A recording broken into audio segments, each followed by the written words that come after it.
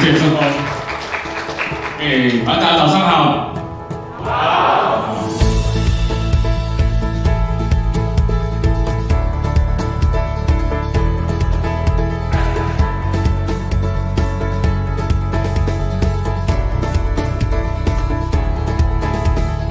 You create product that customer don't need。你打造了一些产品，你自己爽卖了 ，customer 未必要，因为你误解 market 要什么，就是 you may disconnect from your market。为什么你们认为 what I do and how I do 不行？很麻烦，跟你没有关系，想象不到。你看啊 ，B 版本我告诉你什么 ？Why I do it？ 我们的 brain link to why better。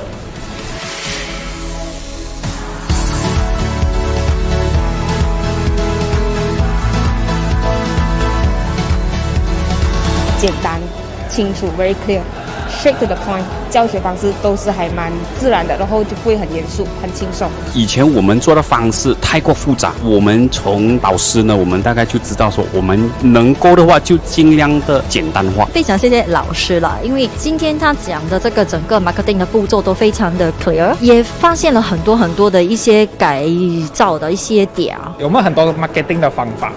但至于哪一些是应该要先解决，我们没有一个这样的一个概念，所以来听了这个课，至少这个组织的架构是已经 build 了。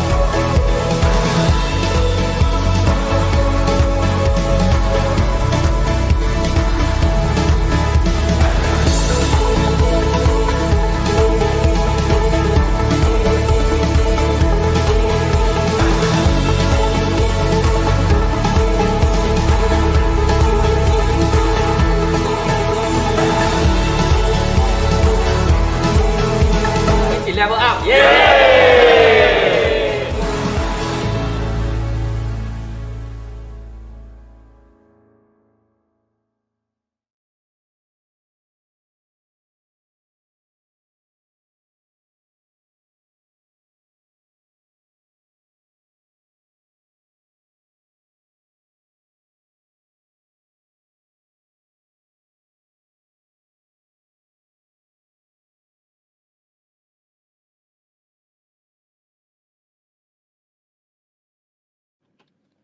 大家早上好，我是志峰，我是泽伟。那么今年3月2号，全球电商巨头亚马逊旗下的云计算服务 AWS 宣布，选择在马来西亚作为东南亚区域首选的数字枢纽中心，未来15年将会投资总额60亿美元，相等于255亿令吉来创建数据中心。那么这对大马数字化转型到底有什么意义呢？这个意义可是很大的，因为亚马逊的投资呢，将会为大马带来更大的创新，推动我国成为东南亚的数据中心和数字中心。我们可以通过亚马逊的世界级基础设施和先进的技术，使得大马的企业呢有机会进军全球哈。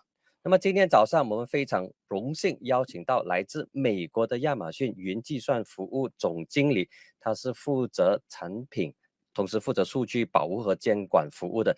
他呢是 Nancy Wang 王稚璁。 Nancy 欢迎你。 Nancy 你好。那么Nancy 她是一名非常有故事的美籍华裔，也是第2代的华裔，在美国故事很精彩，也很励志。那么她是如何在一个以男性为主导的美国科技领域，特别是在硅谷 Silicon Valley 占有一席之地？那么除了云计算服务之外， Nancy 也曾经在谷歌跟其他科技公司服务，同时也是推动女性在科技领域发展的其中一个非政府组织 Advancing Women in Tech， 简称 AWIT 的 CEO。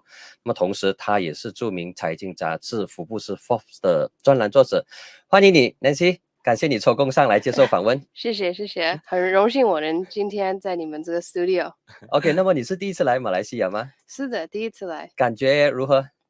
哇，你们的这个cuisine 很丰富，有印度餐，有中国餐，还有好多其他国家的，就是这个风味很very exciting。OK， 除了食物之外，我们还有其他很精彩的东西等待你来 explore。对 ，OK， 我们就直接进入第一道问题。那么首先，什么是 AWS？ 对普罗大众来说，我们知道 Amazon 这家公司，知道它是一家商务公司。对 Amazon Web Service 跟 Amazon 两者之间可能会有一些混淆的地方，或者是不懂得如何去区分。那么Nancy，请你来解释到底两家公司有什么样的分别？对啊，所以先让我开始，就是你说的很正确，就是 Amazon.com 是个商务公司，但是从一个 parent company 的 perspective，right？Amazon 有 Prime Video，也有 Alexa，还有现在newest healthcare with One Medical acquisition，还有我们的语音部分Amazon Web Services，right？先让我跟你们讲个故事 ，Amazon Web Services 怎么开始的，right？所以从 Amazon.com 的 first creation， 然后有个客户说 ，OK， 你们可以带我建立e-commerce website right platform， 然后当 Amazon.com build that platform right and then realized the majority of that could also be externalized to other customers right because 如果你是一个 business， 比如说你是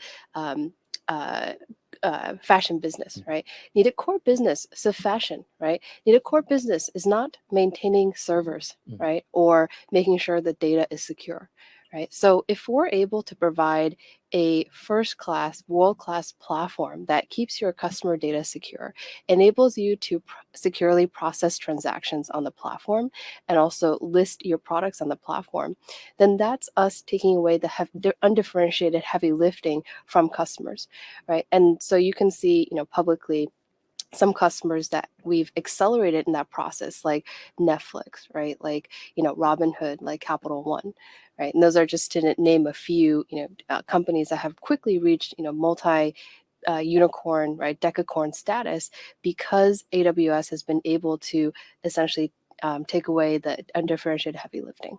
So that's how we see the differentiation between AWS and overall Amazon. 可以说它是一个不经意的情况之下产出来的这一个服务，而且这个服务现在越做越好对不对？对啊，因为你可以看我们最 recent 的 earnings report, right? Double-digit growth, right? Every time, and it really speaks to the innovation that exists on every team. And so, for example, 你说我是保护 data, right? Secure data. Many of my customers are, global customers. In fact, publicly, what I can say is I have over 100,000 customers, right, around the world. And those customers are represented across different industries, financial services, healthcare, right, hospitals, government agencies. All of them have tons and tons of data that they generate and they need to protect and secure, right? So just from that perspective, that's our really customer agreement and also our customer guarantee of the level of protection that we provide. 好，那么说了这个 AWS 和 Amazon 电子商务的区别，我们来谈一谈你在 AWS 的工作，你主要 in charge 什么 project， 然后你的工作主要是什么？比如说 data protect 到底是一个什么样的工作？你可以给大家说一说吗？ Okay, so around the world. So I can bring up a recent project, right? We collaborated with CMORG, or the Cross Market Organization Resiliency Group, right? It's a big group of banks, of financial institutions in the United Kingdom. So they had a data regulation around how do you protect and secure your data from ransomware actors, right? Or from people who want to access your data and exfiltrate that data. In fact, what we see from latest ransomware trends is folks are not only accessing your data, but they're also releasing it, right? Even if you provide a ransom. So with those threats that are happening, right, from a collaboration perspective, what my team worked with the CMORG on was how to build a data bunker architecture, right? So we help these consortium of financial service institutions architect how they can secure their data such that not even anyone with administrative privileges can actually access those bits that are stored in the data bunker. Right, so that's an example of one project. Goes back to data is being produced at a much faster rate in the cloud, right? Most businesses are now tech-enabled or data-enabled businesses, right? Which means that we're talking about exabyte scale. So with that said, you need strategies, right, from the top down of what controls you want to do or want to set throughout your organization to make sure that your data is protected from the most critical business data down to your customer data. So what are the bigger challenge when deal with data protection? 最大的挑战是什么？最大的挑战是 many customers, right? We start from first principles. 比如说 what is my data, right? What data do I have within my organization, right? You might have customer data, which is PII, right? Personal identifiable information. You might have credit card information, PCI, right? Data. You might also have, for example, just critical data that is important for your business to run and operate, right? And so how you classify that data means that you might want to protect that data differently, such as archiving that data, retaining that data, right? Creating backups of that data and storing it in a bunker account. So that's really what we work with customers on is first principles. First, knowing where your data is, what data you have, and more importantly as well, how you need to protect that data so that you are secure and that you are compliant to not only internal but also external auditors. 那么这里有延伸一个问题，可能Nancy 要靠近麦一点点。sorry. OK 好 ，OK 麦克风可以往前推。OK OK 好。那么其实每一个国家对 data protection 都有本身的 legal framework。那么你在处理全球的这个 data protection 的时候，有没有碰到一些国家的不同的这个他们的 legal framework 呢 ？Then how you deal with them?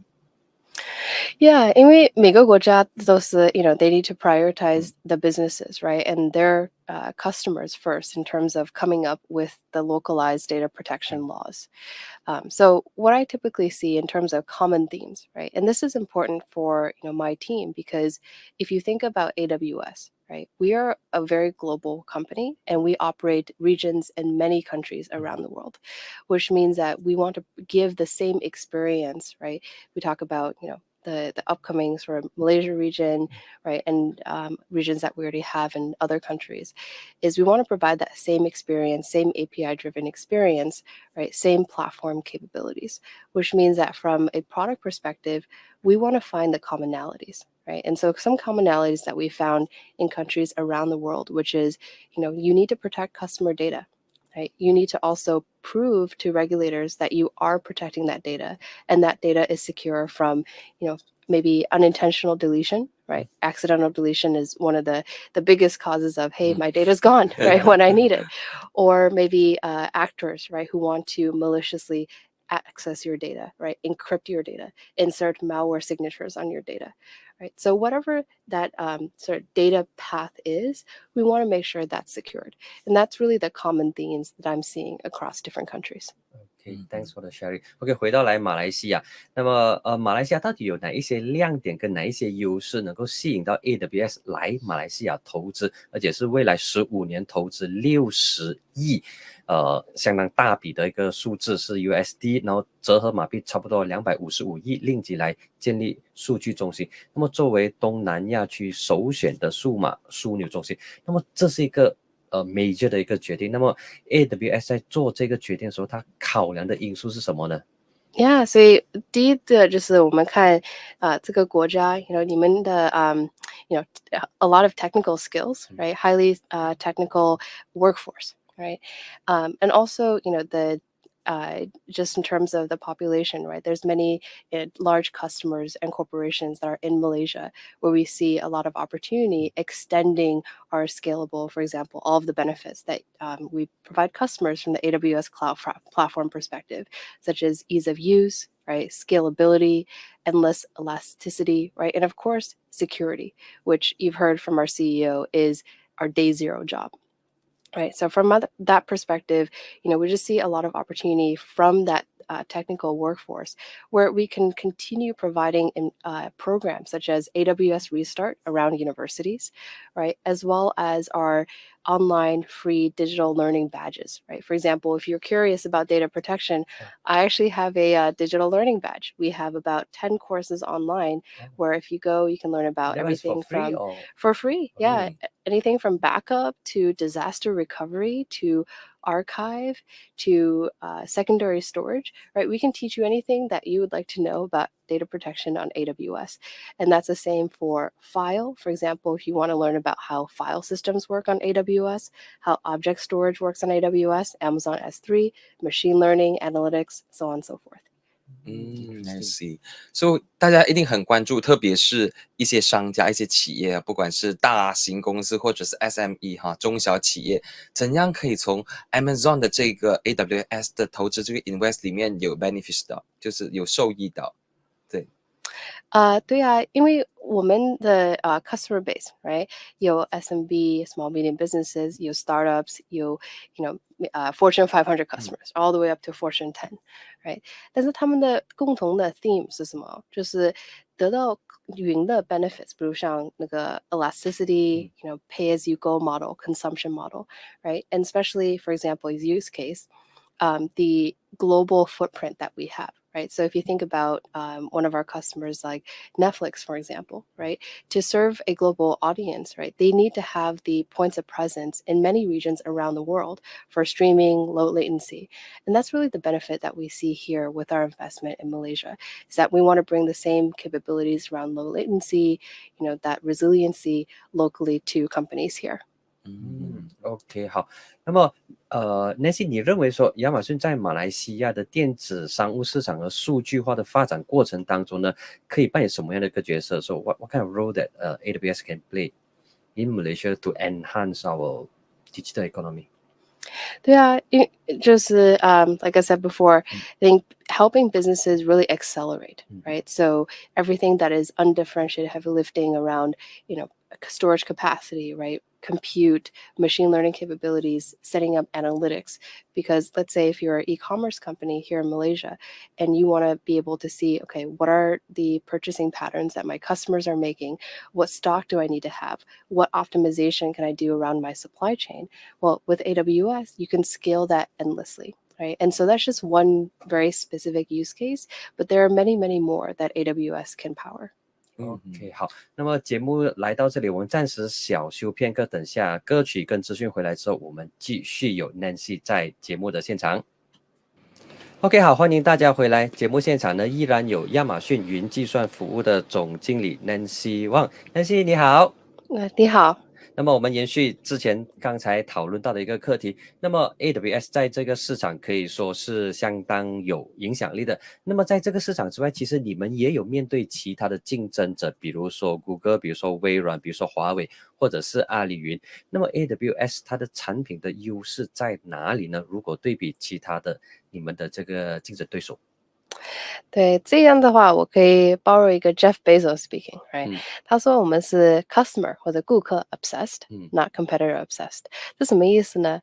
就是我们build new products, right? Always working backwards from the customer, right? And that's why in terms of our innovation, our growth, as I mentioned, our year-over-year, quarter-over-quarter earnings have been so strong, is because we focus on the customer, right? So that's why if you look at one of my favorite examples is sharing the press releases of new AWS products, all the way from how Prime Video was launched, right? Amazon.com products, all the way to, for example, when Lambda or serverless computing was first launched.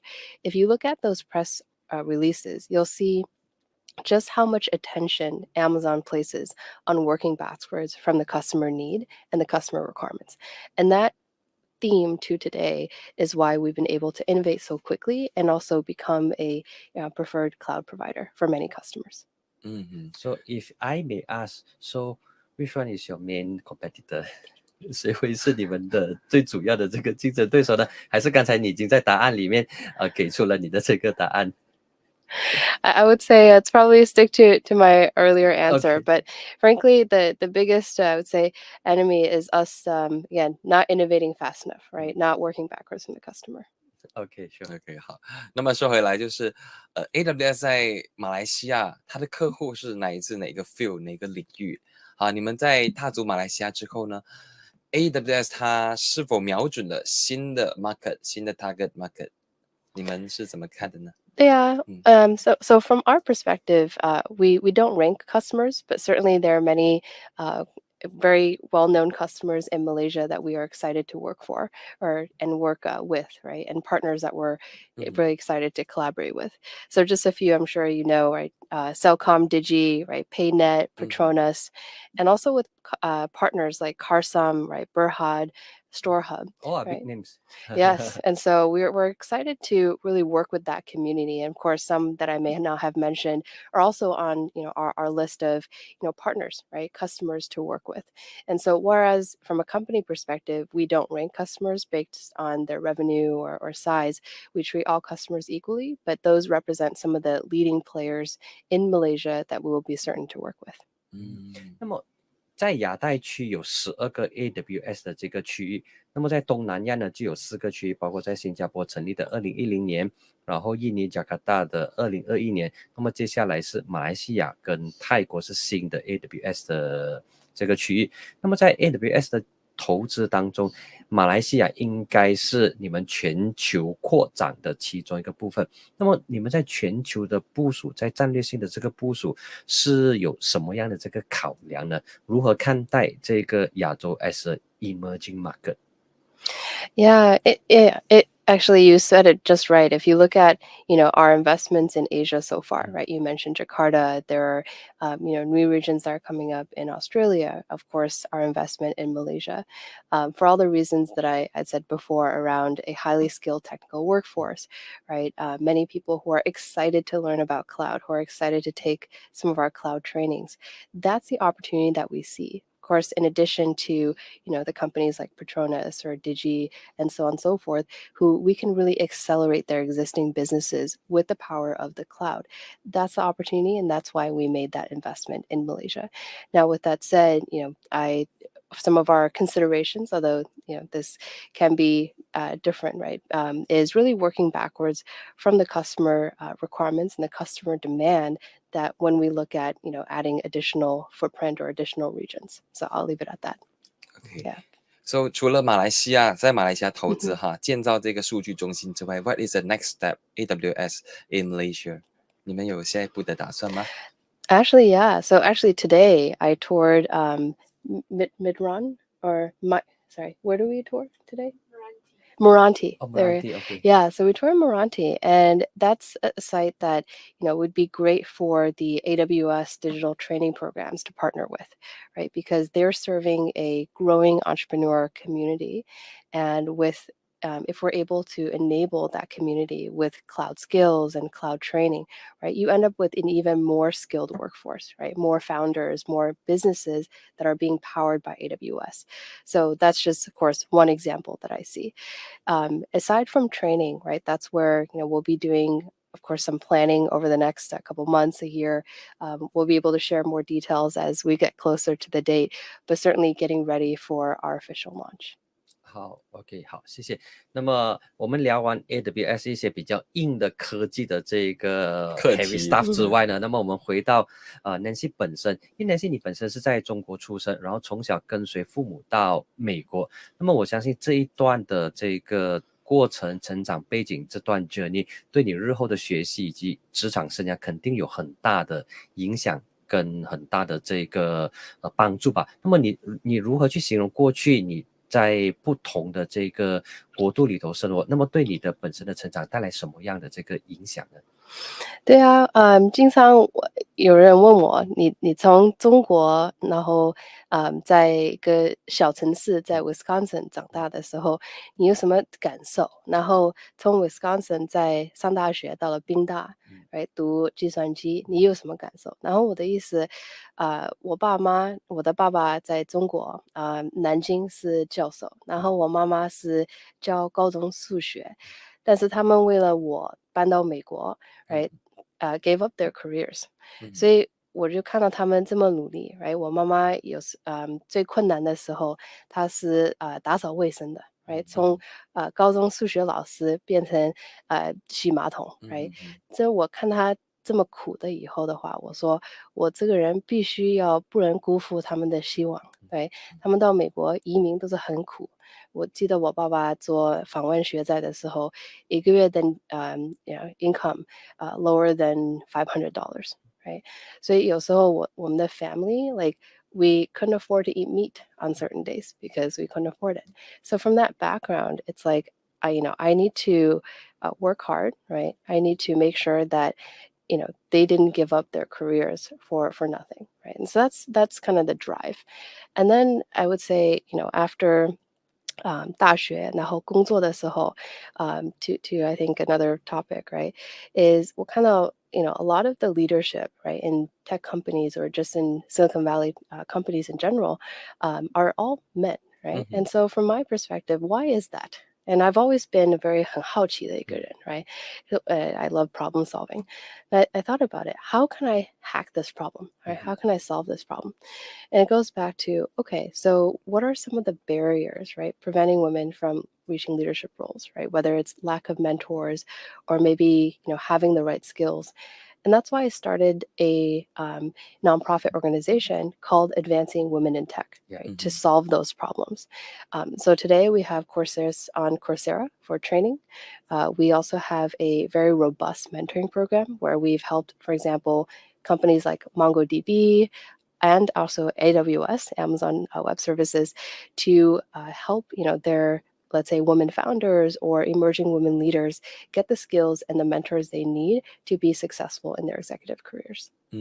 像其实刚刚 Nancy 已经提了这个关于美国，特别是在这个 IT 界的这个现象都是由男性主导嘛，女性比较少，你就想要去证明自己的能力 ，right? To prove yourself, you are able to 可以胜任这个角色的。那么还有另一个问题就是，那么为什么在这个 Silicon Valley 硅谷或者是50强的这些科技公司的高管里面呢，我们看到好像比较少印度以外的亚洲国家的人能够担当高管，你怎么看待这个现象？ Yeah, and I think it's similar to the representation problem, right, overall. And the themes go back again to skills, right? Because many of what we do at work is, writing, right? It's communications based. And often for folks whose first language is not English, right? That can present a barrier. And so how do you provide training and upskilling for that population, right? Second of all is seeing is believing, right? That's why I started Advancing Women in Tech, because if you don't see a lot of women or people who look like you in senior levels of leadership, well, then you may doubt that you can ever get there, right? So similar for, all other underrepresented groups, whether it be East Asians, people of color, right, or women, right? That's, if you boil down to the common root causes of those problems and solve that, that's where you're going to see real strides towards reaching equality. 那么有一种说法呢，就是男女的左右脑，就是它的 left brain 跟 right brain 的方向是不同。有没有这种说法？到底有没有科学根据？有没有 scientific 的？就是说在硅谷工作的，或者是这些 senior executive 以男性居多，所以他们是比较理性的。那么女生呢，可能就没有这么女性，比较情绪化，比较emotive 一点点。到底这个说法是一个错误的认知呢，还是说？这个是强加在女性身上，不要让他们 advance their career. I think it's the latter. But look, my personal opinions on this, because on my just direct staff at work, I have both men and women. And I've specifically made a decision to also hire, women or young mothers, right, who have responsibilities outside of work. And actually what I found is that it makes them better at their jobs.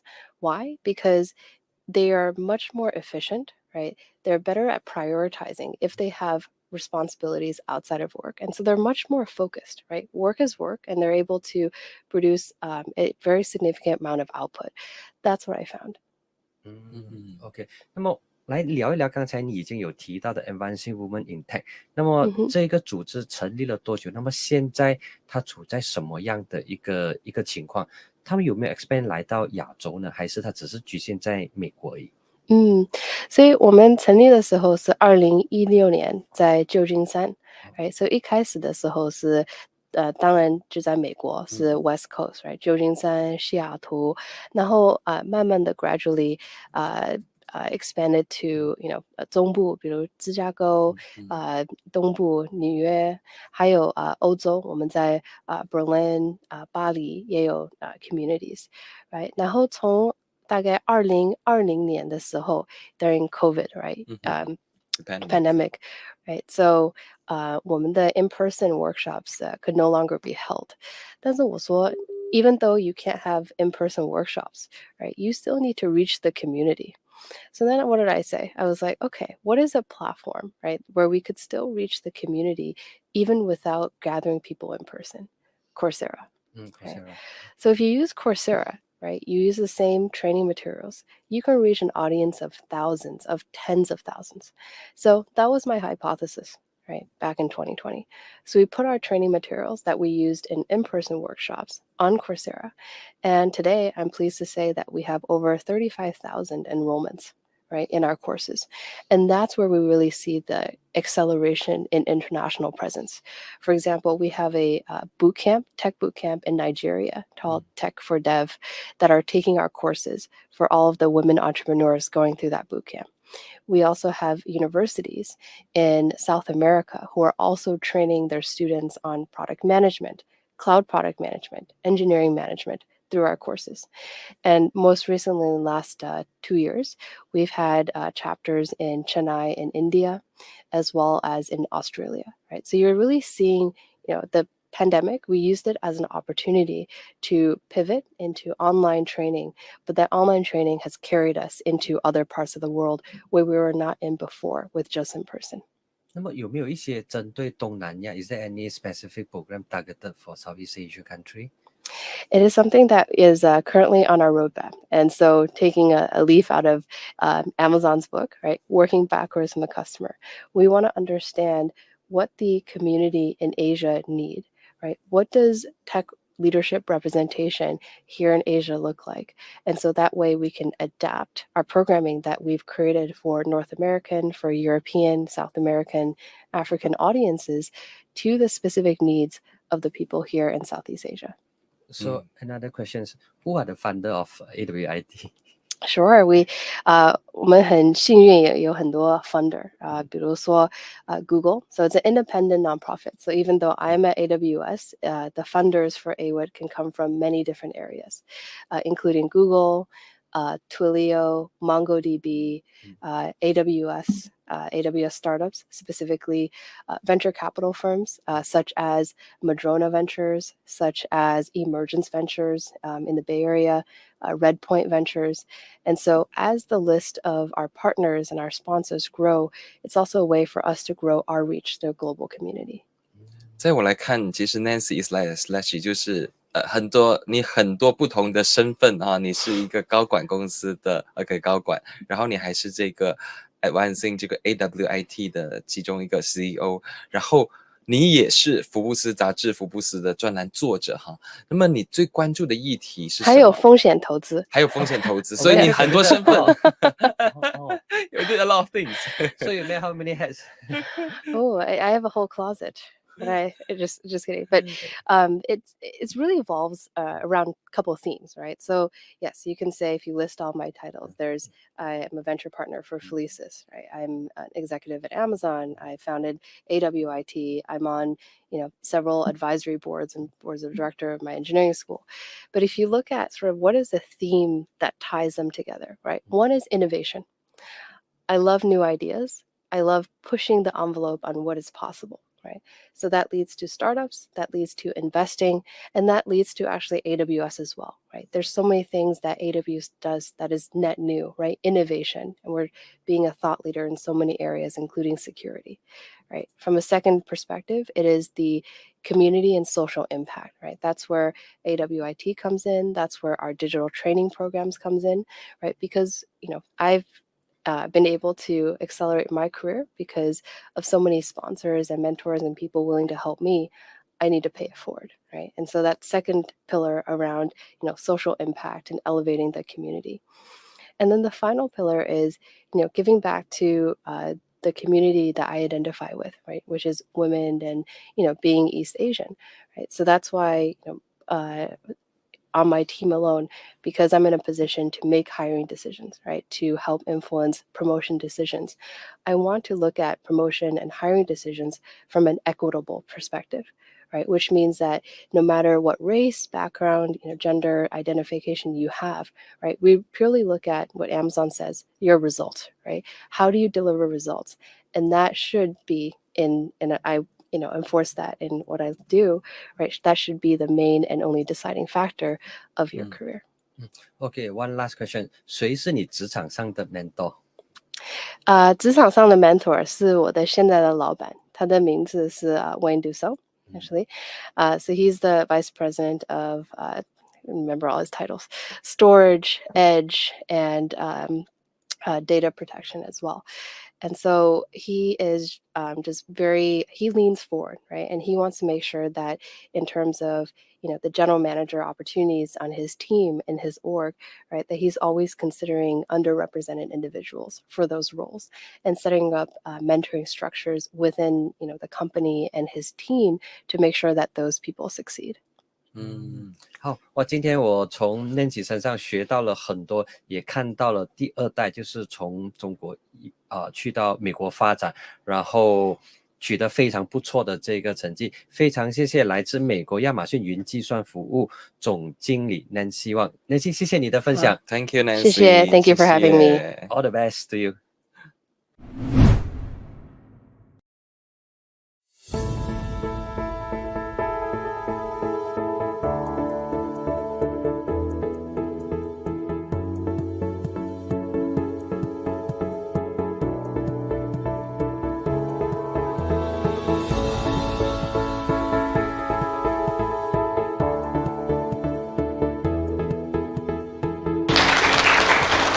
谢谢志峰。大家早上好。好。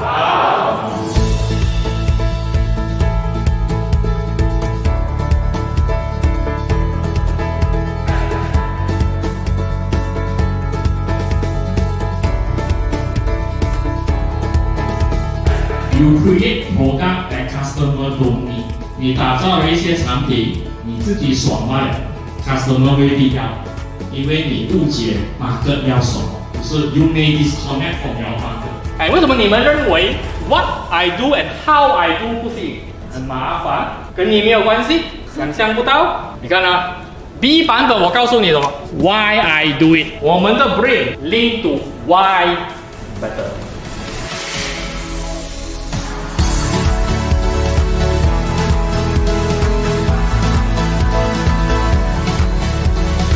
简单、清楚 ，very clear，straight to the point， 教学方式都是还蛮自然的，然后就不会很严肃、很轻松。以前我们做的方式太过复杂，我们从导师呢，我们大概就知道说，我们能够的话就尽量的简单化。非常谢谢老师啦，因为今天他讲的这个整个 marketing 的步骤都非常的 clear， 也发现了很多的一些改造的一些点。有没有很多 marketing 的方法？但至于哪一些是应该要先解决，我们没有一个这样的一个概念，所以来听了这个课，至少这个组织的架构是已经 build 了。